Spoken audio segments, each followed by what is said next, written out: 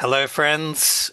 Welcome to the Modern Masters series of anti-chess law. What we're going to be talking about are the top 10 modern players of anti-chess. So the last 5 years from 2020 to 2025. And I'm very excited to have a very special guest with me, firebatprime. Welcome.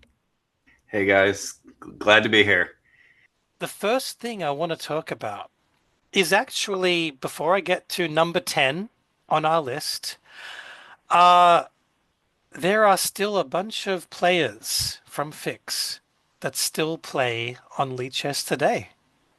So, FVP, can you give us the graphic of a few players that, yeah, the wonderful text file? And of course, It's only fitting. abs it is actually perfect for that era. It really is just exactly right. And let's just very quickly talk about a few of these people. So, the first one, of course, is BWN Tone. And if anyone on Lead Chess knows this gentleman who's one of the top players, even now, even, we're talking over 20 years later from when he was a genius on FICS. He even made my list of FICS Masters and he is now the president of the International Anti-Chess Federation and just one of the nicest fellows but greatest players. So, what can you tell us about him, FPP?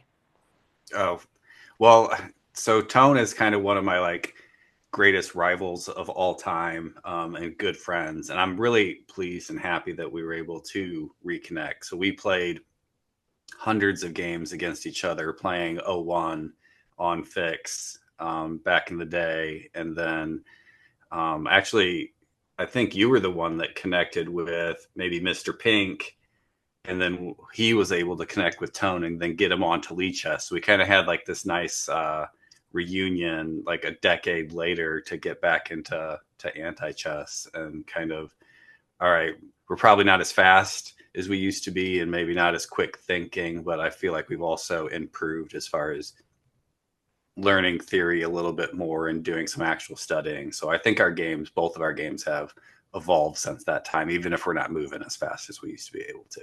Right, so that's the perfect segue, the link from the old, and now we go to the new. Let's go straight to the Modern Masters and straight to number 10. Number 10 of our Modern Masters is Antichess Valentino.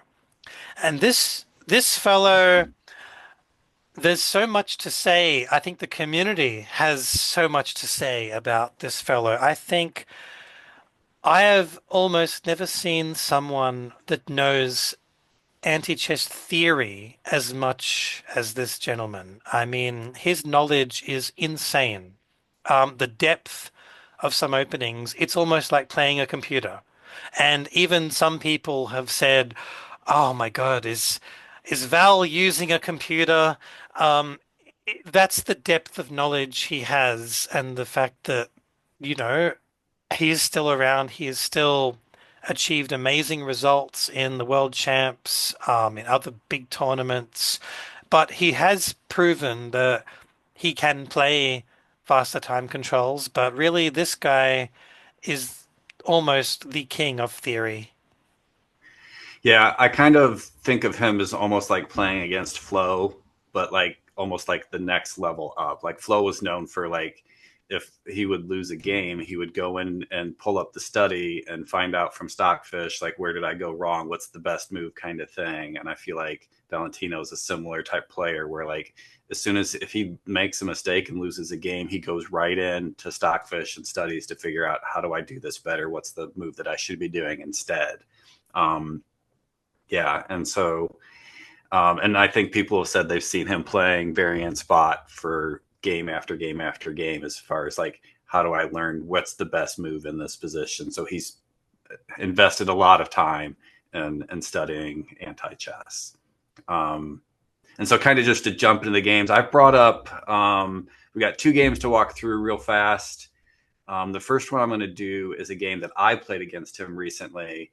And this is 1-0, so it's a bullet game, and I'm just going to get kind of jump in and get started Yeah. here. So So so I why think, before he does, I will just mention oh, that obviously Firebat is my expert here. This is why he's here, not just to chat to, but one of the top players, top 10, even top 5 sometimes of Anti.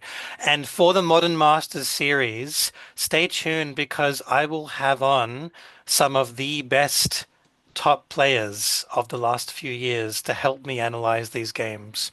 So, without further ado, let's go Firebat.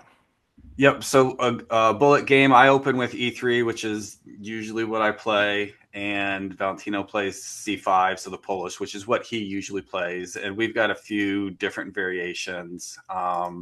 And kind of just going through this. This is a little bit of a theory, and then he moves his rook over, which isn't that's not always the move that I see, but so I'm just playing fast. And sometimes I bring my bishop here, but this time I brought it over here. I want to keep my pieces. Um, and then he's going to sack his knight. I bring out my queen, kind of threatening this position, and then I'm going to bring my rook into it. So I'm attacking with multiple pieces at the same time. So he removes that bishop threat by moving his pawn up, trades some more pieces away, and we kind of get to this sort of end game, which I think is kind of like an even position. Maybe he's a little bit ahead, but he's going to have to get rid of his queen. So he does that. I'm going to push my G pawn because I want to keep my rook. So then we trade here. And so I think this might be like a draw kind of position. So we got to figure out what we're going to do. But since we're playing 1-0, for whatever reason, I decided to bring my knight out, which is probably a mistake. I should be holding on to my knight, but I bring it out and I get rid of it. And now his bishop's open. And like, all right, I'm going to push this pawn, and we trade some more pieces away. And now I'm kind of looking at this position. I'm like, oh, wait a second. This is no good. I've got all these pawns and I'm not really going to be able to do anything. So I just get rid of this one. And now I'm like moving back to see if, like, obviously if I go towards it with my king, he's going to just take it. But if I can get my pieces lined up, maybe I can get a win, which that's like, he'll move away. So it won't happen. But then he brings his bishop down here to control space. I can't give away my king, otherwise my rook is out and I lose. And again, we're playing 1-0, so I'm moving kind of fast. So I'm like, I'll just scoot off to the side. And then he pulls his rook over to control even more space. And I'm like, uh-oh, like I'm in real trouble here. Like I don't know where to go. So I'm kind of, again, like I'm just going to move fast. So he keeps developing his pieces. I've got to push my pawns. I got to figure out, like, this rook, this king, like, can't move off the back rank. Otherwise, my rook comes out and I lose. Although right now this space is covered by his bishop and his rook. So maybe I could trade that away, but I'm left with these pawns. So he just keeps developing. I push this pawn so that one of his pawns is still alive, and so he doesn't get rid of both of them. I guess his knight's there, but that would just develop it even more. So just keep pushing because I don't have a lot of options. And this is a brilliant move right here. Like he just blocks this pawn. And so like I'm in Zugzwang right here. I think he can move his king here and get mate. But like I just have nowhere to go. And I like we're playing 1-0, so it's kind of fast, but I'm like just staring at this. Like there's literally nowhere that I can move. Like I get this one pawn and now I have no more moves. And like I feel like this was not taunting, but like I think if he moves his king, he can win. But this is just a delay move. Like this is Zugzwang like to the max. Like there's literally nowhere that I can go.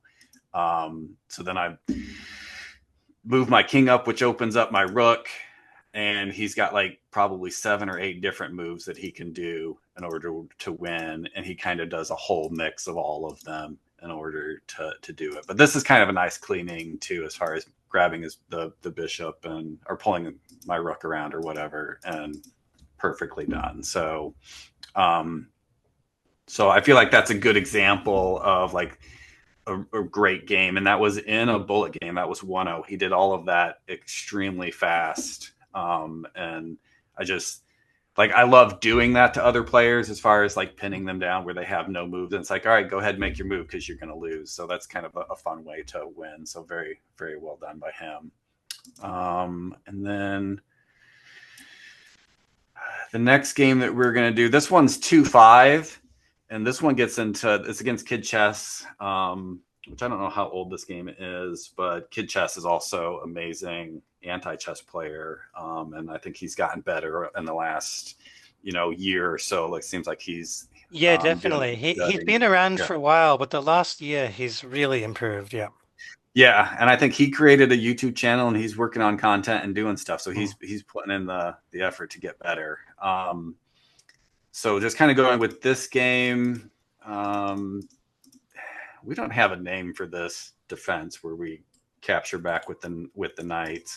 We need to probably come up with that. But so just kind of this end game is kind of where it's special. So I'm going to go through this kind of fast. So Valentino, I think he does a lot of holding on to his pieces. Like he's not like he's one of those people that will try to leave you with a single pawn and win that way. And I think this is kind of one of those games. So you see, instead of dumping his queen, he developed his knight to keep his pieces, which is the right thing to be doing. You want to hold on to your pieces in these situations. And so then Kid Chess brings out his queen, and it's sort of like, all right, we're going to do a queen race.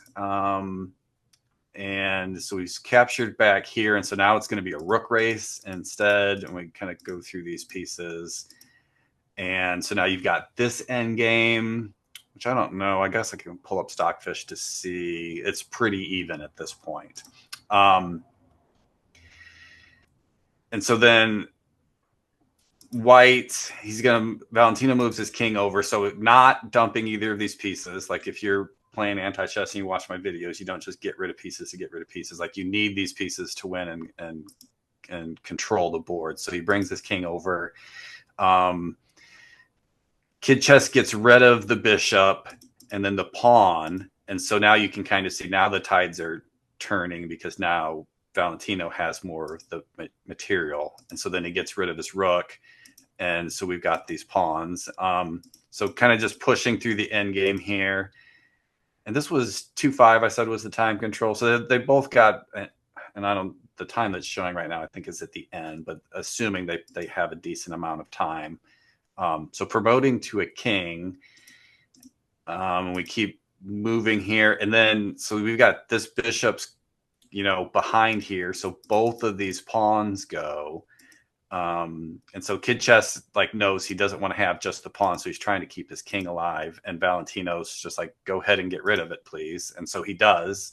And so then we get to this point, getting rid of the bishop. I like that makes sense. Maybe I guess if I was playing here, like I don't like having the kings so far apart, but he's got to have his. He needs to get the kings down there. I don't know if I would have gotten rid of my knight at this point, but he does. And then we get this king promotion. And this is where like 3 kings versus 1 king. Like if you do it right, I guess you can win. I haven't studied this. I know that like obviously Valentino and Penny and all of and Yeah, probably Prescott and like there is an end game study with yeah, kings versus like king. Yes. the real masters know and they can get the solve where like me in this position I'll just like offer the draw like that's too much brain power for me to figure out, so I won't even attempt it. But kind of the idea is if you can get the king you like basically force him over to the corner. So he kind of offers to get rid of the rook and Valentino keeps it, which I think that's what I would be doing too, is trying to keep it. But so some moving around and posturing. He needs to keep all of his kings connected so that as soon as one gets killed, all 3 can get killed. But then you also have to make sure that you're not using all 3 kings to cover the same space. So they have to be like spaced out but connected. And I don't know, like there's probably some type of pattern that needs to be done here. But at this point, Valentino gets rid of the rook, and I'm assuming it's because he's pushing the king over to this corner. And so then he starts moving down, and we just keep going. And like, I don't know exactly what's happening here. But then we get to this point where this king comes to this side of the board. And pushes them across. So you can see it kind of like how you would be doing, like cleaning with the rook and getting him to this side and puts him in the corner. So now he, no matter where he goes, all three of these kings can be killed. And it's masterfully done is what it is. It And like just I it said, like, just it just shows you yeah, that Val is not just the openings master, but he does have that endgame the end game. understanding. Yeah. It's kind of proves it. So wow, so that's it for number 10. Um, our next video will be numbers 8 to 9.